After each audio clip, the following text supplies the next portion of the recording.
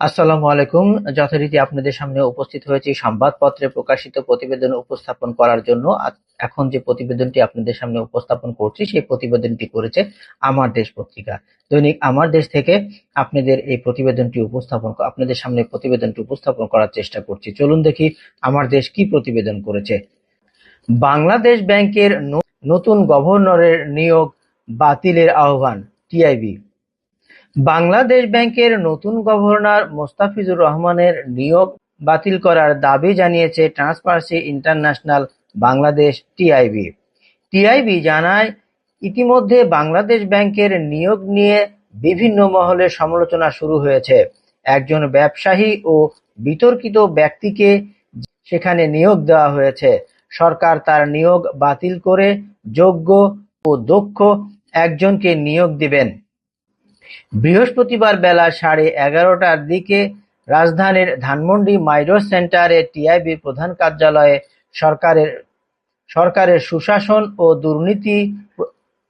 দুর্নীতিবিরোধী প্রতিশ্রুতি বাস্তবায়নে সর্বোচ্চ কৌশলগত প্রাধান্য টিআইবির সুপারিশ শীর্ষক এক সংবাদ সম্মেলনে জানান টিআইবির নির্বাহী পরিচালক ডক্টর ইফতেখারুজ্জামান। তিনি আরও জানান, দেশে নতুন সরকার এসেছে, তারা কিছু নতুন উদ্যোগ নিয়েছে, এই বিষয়ে এখনই মন্তব্য নয়।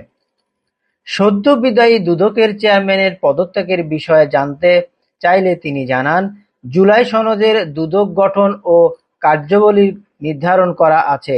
সরকারি দল নিরপেক্ষ এক ব্যক্তিকে দুদকের চেয়ারম্যান সহ অন্যান্য পদে নিয়োগ দেবে।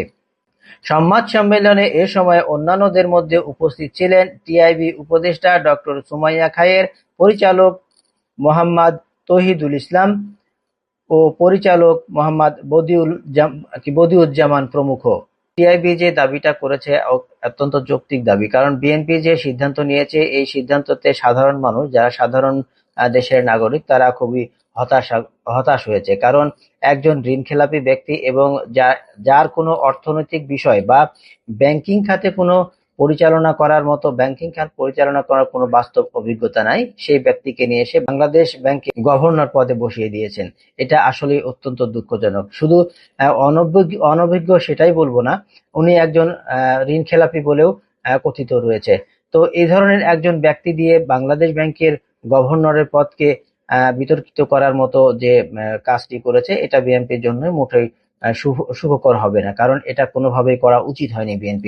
বিএনপি পারত বিভিন্ন দলের সাথে পরামর্শ করে বা নিজেরা তারা পরামর্শ না করেই হোক, একজন অনেক যোগ্য ব্যক্তি আছে যারা তাদেরকে দিতে পারতো,